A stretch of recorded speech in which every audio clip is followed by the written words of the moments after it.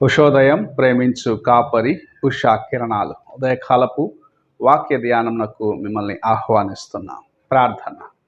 మమ్మల్ని మిక్కిలిగా ప్రేమిస్తున్న పరలోకపు తండ్రి, ఈ ఉదయకాల సమయానికి వందనములు. నీ కృపను బట్టి మమ్మల్ని కాపాడి నడిపిస్తున్న విధానాన్ని బట్టి స్తోత్రములు చెల్లించుకుంటాం. ఈ ఉదయకాలమున నాతోనూ కార్యక్రమం వీక్షిస్తున్న ప్రతి ఒక్కరితోనూ మాట్లాడము.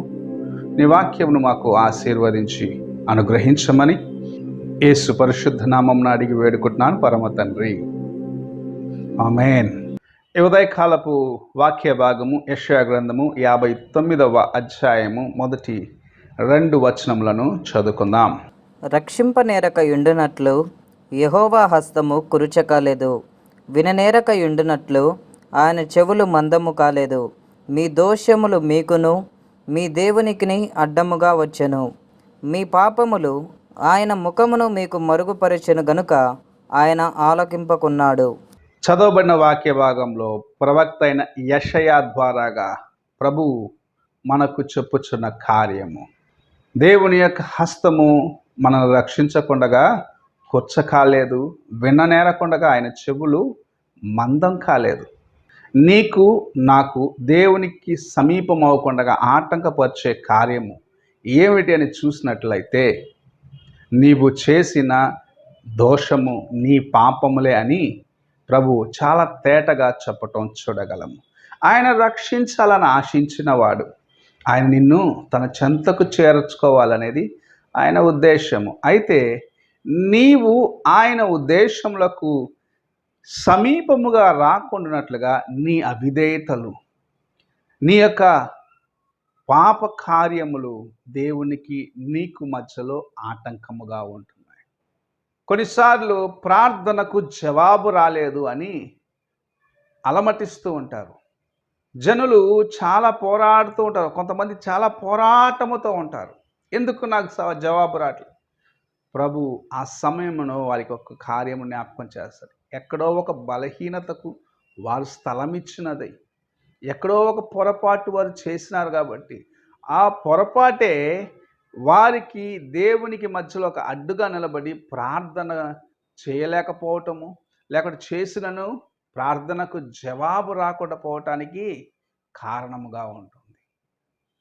ఈ ఉదయకాలమున నీ ప్రార్థనలను నీకు ప్రభు సమాధానం ఇవ్వకుండా ఆటంకపరిచే ఏ పాపము నీలో ఉన్నది, ఏ అవిధేయత నీలో ఉన్నది, ఏ కార్యము నేను దేవునికి దూరము చేస్తుందని మొదటిగా పరీక్షించుకోమంటున్నాడు ప్రభు. ఆయన హస్తము కుర్చకాలేదు, ఆయన చేతులు చాచిన వాడిగా ఉన్నాడు, ఆయన చేతులు చాచి వేచి ఉన్నవాడిగా ఉన్నాడు నీవు ఆయన యొద్దకు రావాలని. అయితే నీవు రాలేని దానికి కారణము నీ యొద్దనే ఉన్నది అని ప్రభు నీకు జ్ఞాపకం చేస్తూ ఉన్నాడు.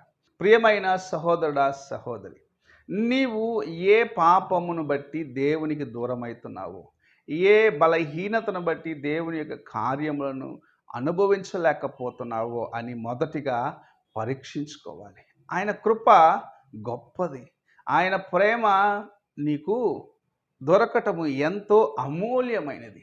అయితే నీవు ఆయనకు దూరముగా వెళ్ళటము నీవు చేసుకున్న గొప్ప కీడు అని గ్రహించుకోవాలి. ఎందుకంటే నీ కోసము తన ప్రాణమునిచ్చి నిన్ను విమోచించేదానికి తన ప్రియకుమారుణ్ణి ఈ లోకమునకు పంపించిన ప్రభువును నీవు నిర్లక్ష్యపరుస్తున్నావంటే, లేకుంటే ఆయనకు నీకు మధ్యలో ఆటంకం ఉందంటే, అది సరిచేసుకోలేకపోతే నీవు దేవుని యొక్క కృపకు ఎంతో దూరముగా ఉన్నావని గ్రహించుకోవాలి.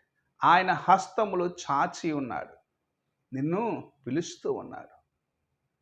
నీకు ఆయనకు మధ్యలో ఉన్న బలహీనతలను, నీవు చేసిన బలహీనమైన కార్యములను క్షమించి బాగు చేసి నిన్ను ఆశీర్వదించాలనేది ఆయన యొక్క ఉద్దేశం. నీ పాపములను క్షమించేదానికి ఆయన ఈ లోకమునకు వచ్చినాడు, నీ అవిధేయతలను క్షమించేదానికి ఈ లోకమునకు వచ్చినాడు. నీవు తెలిసి చేసిన ప్రతి పాపమును క్షమించేదానికి ఆయన సిద్ధముగా ఉన్నాడు. నీవు తెలిసి చేసిన ప్రతి అవిధేయతను క్షమించేదానికి ఆయన వేచి ఉన్నాడు.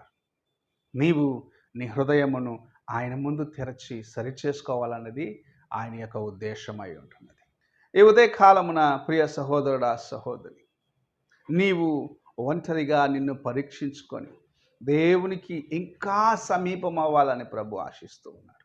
నీ బలహీనతలు ఎన్ని ఉన్నప్పటికీ వాటిని క్షమిస్తాను, ఎందుకంటే ఆయన చాచిన చేతులతో నీ కోసం వేచిన సిలువ మ్రానుపైన యేసు ప్రభు తన యొక్క హస్తములను చాచి రక్తమును కార్చి నీకు విడుదలనిచ్చినాడు. ఆయన చేతులు కుర్చకాలేదు, ఆయన చేతులను ముడుచుకొని కూర్చోలేదు, నీ కోసము వేచి ఉన్నాడు.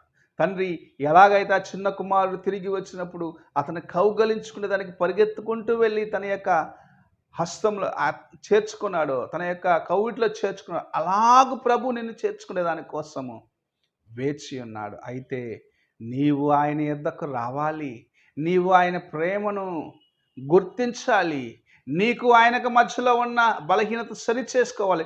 చిన్న కుమారుడు తండ్రి నీకు పరమునకు విరోధముగా నేను చేసినవి ఉన్నాయని ఎలాగ ఒప్పుకున్నాడో అలాగూ నీవు కూడా నీకు దేవునికి మధ్యలో ఆటంకముగా ఉన్న వాటిని ఒప్పుకొని విడిచిపెట్టి దేవుని యొక్క కృపను సంపాదించుకోవాలి. చిన్న కుమారుడు తన యొక్క ఘనతను పోగొట్టుకున్న వాడిగా తిరిగి వచ్చినాడు, తనకున్న ఆస్తి పోగొట్టుకున్నాడు, పేరు ప్రఖ్యాతులు పోయినవి, చివరికి పందులు తినే పొట్టు తినే స్థితికి వెళ్ళిపోయినాడు. కానీ తన తండ్రి తను ప్రేమించినాడు, కౌగలించుకొని నీవు నా కుమారుడివే అని ఆయన చెప్పటం చూస్తున్నాం. నీవు కూడా దేవుని సన్నిధికి వచ్చి చాచిన చేతులతో ఉన్న ప్రభువుని నీవు చేరినట్లయితే, నీ అవిధేయతలన్నీ ఒప్పుకొని విడిచిపెట్టినట్లయితే గొప్ప ఆశీర్వాదాన్ని నీ జీవితంలో చూడగలవని ప్రభు ఈ ఉదయకాల సమయంన నీతో మాట్లాడుచూ ఉన్నాడు. ప్రియమైన సహోదరుడా సహోదరి, నీకు దేవునికి మధ్యలో ఆటంకముగా ఉన్న ప్రతి బలహీనతను ఒప్పుకొని సరిచేసుకొని ఆయనకు సమీపముగా రావటానికి ప్రయత్నించుము. ప్రార్థన చేసుకుందాం. పరిశుద్ధుడు అయిన యేసయ్య, నీ చేతులలో నాయన మేము ఉండటము గొప్ప ధన్యత. మేము నీ సన్నిధికి రాకుండా ఆటంకపరిచే ప్రతి అవిధేయమైన కార్యములను సరిచేసుకోమని ఈ ఉదయకాలంలో నీవు ఇచ్చిన హెచ్చరికను బట్టి వందనాలు చెల్లిస్తూ, నీకు నాయన ఇంకను సమీపముగా రావడానికి మాకు నేర్పించమని, మా బలహీనతలు క్షమించి బాగు చేయమని ఈ ఉదయకాల సమయ కార్యక్రమం వీక్షిస్తున్న ప్రతి ఒక్కరిని నీ హస్తములకు అప్పగిస్తూ నీ ఆశీర్వాదములతో నింపి నడిపించమని యేసు పరిశుద్ధ నామమున అడుగుతున్నాం పరమ తండ్రి, ఆమేన్. తండ్రి అయిన దేవుని ప్రేమ, కుమారుడైన క్రీస్తు కృప, ఆదరణకర్త అయిన పరిశుద్ధాత్మ యొక్క సహవాసం ఇప్పుడు ఎల్లప్పుడూ తోడై ఉండి సదాకాలం నడిపించునుగాక. ఆమేన్.